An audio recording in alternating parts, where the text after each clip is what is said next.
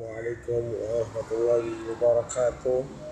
Alhamdulillah nahmaduhu wa nasta'inuhu wa nsyuruhu anfusahum wa bihi yasir wa bikum. Ya ibadallah, ittaqullah usikum wa iyaya ittaqullah fazaqadal mutakun.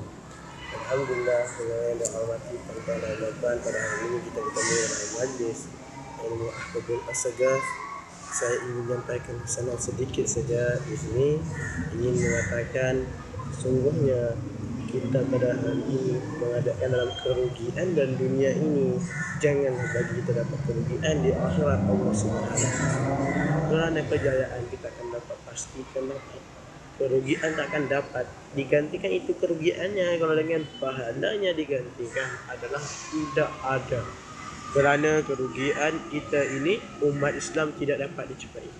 Kerugiannya dunia. Kita mengatakan kerugian dunianya. Kenapa kerugian dunianya?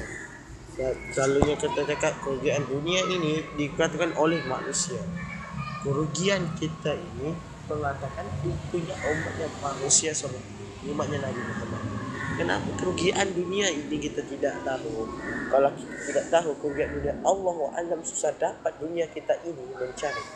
Apa yang kita sirati mengatakan kerugian dunia ini boleh dicapai dengan tidak dapat kerugian.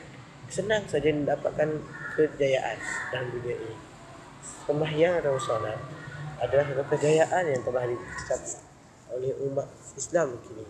Sungguhnya solat 5 waktu adalah bisanya kita membuat hidup kita ini boleh dapatkan barakahnya pada Allah Subhanahu wa taala. Kerana dengan kita bersalawat saja sudah cukup. Dan itu kenapa pula kita tidak ada juga umatnya yang kita cakap umat Islam ini yang tidak adanya keadaan rugi. Kenapa keadaan dia rugi? Mengatakan kalau merugikan keadaannya, tidak ada remeh-temeh yang mengatakan itu rugi. Mengatakan semua perkaranya rugi, mengatakan ini dunianya rugi. Apakah yang ada di dunia ini semuanya rugi? Dengan kita ini cantiknya dunia kita Allah Subhanahu wa taala ciptakan berindah-indah sebagai rupa. Sungguhnya Allah Subhanahu wa taala mencintakan umat dan pecintanya Rasulullah.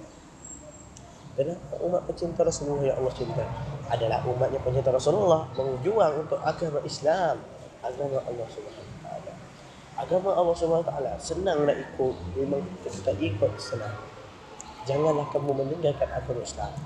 Sesungguhnya agama Allah Subhanahu wa taala adalah agama yang paling besar dan amanahnya amat berat.